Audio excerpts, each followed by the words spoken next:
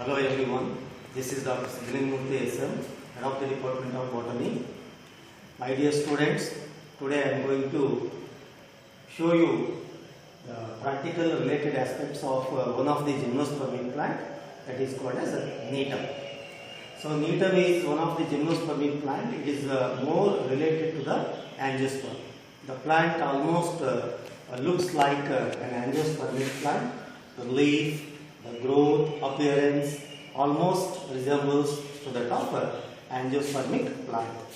Here you can observe just a small twig of the plant, the leaf, the occidental leaf, opposite leaves. So the plant appears like an angiospermic plant. In fact, the gymnosperm, the Neem, has got several species. Some of these species are tree forms and some of these species are liane, that means woody twiner. So in southern forest and even northeastern forest we find the Neem species. In southern forest, in Tamil Nadu, Kerala and other forests we observe very commonly the liane form, that is the woody form of the woody twiner form of the species. You can observe here, this is a small branch of the Neem plant. The leaf, reticulate venation, nodes, internodes, then the arrangement of the leaves, everything we can observe. And we have here some of the, and because of the storage in the formalin solution, the leaves have turned to black color. Naturally, the leaves are green in color. So if you take the transfer section of this leaf, you can observe the things like this. You see, this is the upper epidermis and here is the lower epidermis. As usual, the tissue present in between the upper and lower epidermis is called mesophyll. It is differentiated into palisade parenchyma and spongy parenchyma. Stomata are present in the lower epidermis, which help in the exchange of gases. In the mid-rib region, there is a parenchymatous tissue, and we can observe the vascular bundles. A parallel row of vascular bundles we can make out. Few vascular bundles are present in the laminar portion also, that is on either side of the mid-rib. So you can observe here, each vascular bundle is conjoined and quadrilateral. On the upper side, that is towards the upper epidermis, the xylem is present, and towards the lower epidermis, phloem is present. And sclerenchymatous cells or the stone cells present almost surrounding the vascular bundle, but they are more just below the phloem. The xylem helps in the conduction of water and minerals, and phloem helps in the transportation of food materials. Similar vascular bundles are present in the laminar portion also, a small patches of xylem and phloem, and that is surrounded by a bundle sheath. The wood is very hard.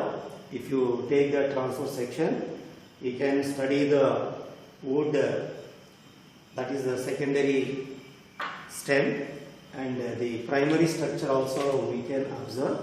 So if you observe the primary stem anatomy, that is before secondary growth, if you take the transverse section, you can see the arrangement almost like that of the dicot stem. That is the conjoined collateral open type of vascular bundles are present in the stellar region. There is a large pith also, and the vascular bundles are arranged in the form of a ring. Endodermis, pericycle, epidermis, they are almost similar to that of a dicot stem. So if you observe the stem where the secondary growth has occurred, because of the secondary growth the wood is hard here, you can find several layers or the rings of vascular bundles. So this is the first one, that is the primary structure, vascular bundles are seen, and the other layers, they are the vascular bundles formed during the secondary growth. So it is somewhat eccentric type. Towards one side a more number of growth occurs, or the vascular bundles are bigger towards the one side. So an eccentric type of secondary growth you can see in the Needham wood. So therefore the Needham wood is hard and we can use that secondary stem as wood.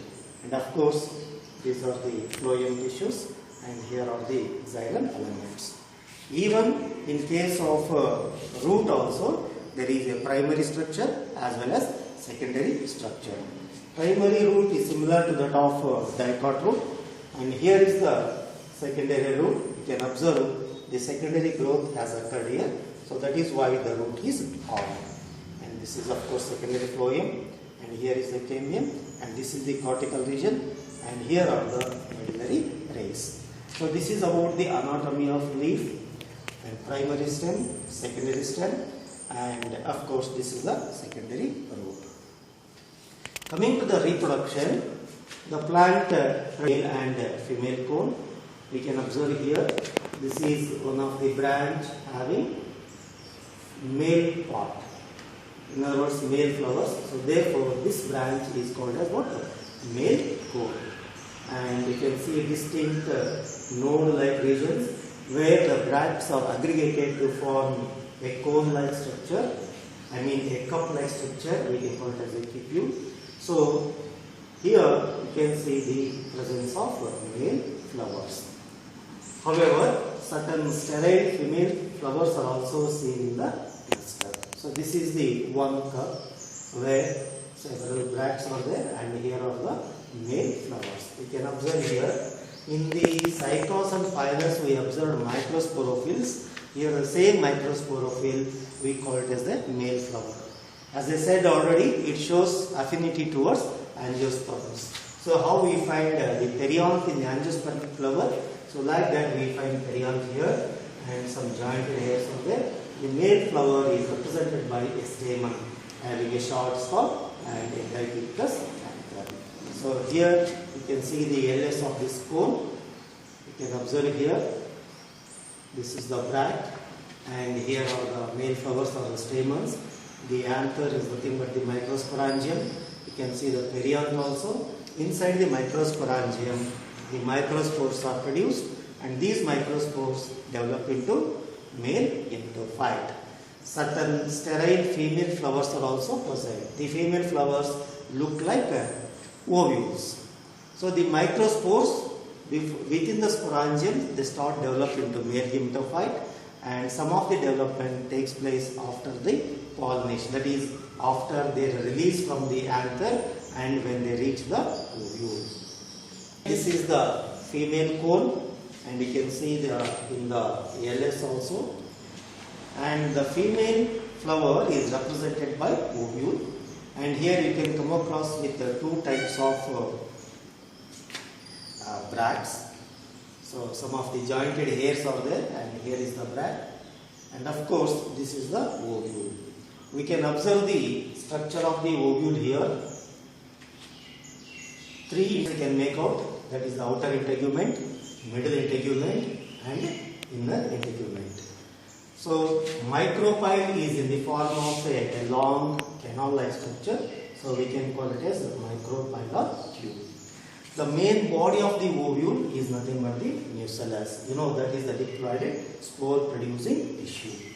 So these are the three integuments and the nucellus. All these integuments cover the nucellus except at the apex where a small opening is left over, that is called micropyle, and it is in the form of a long canal. So it is called micropylar canal. And just below the micropyle or micropylar canal, a small chamber is left over, that is called as pollen chamber. After pollination, the pollen grains dragged into the pollen chamber where they complete their development.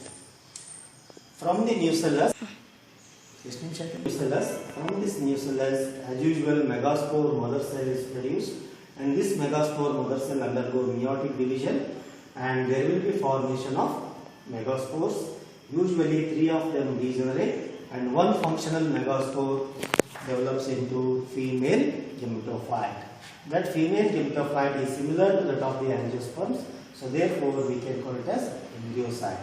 There are several free nuclei present and only one free nuclei act as a female gamete. Usually rest of them degenerate.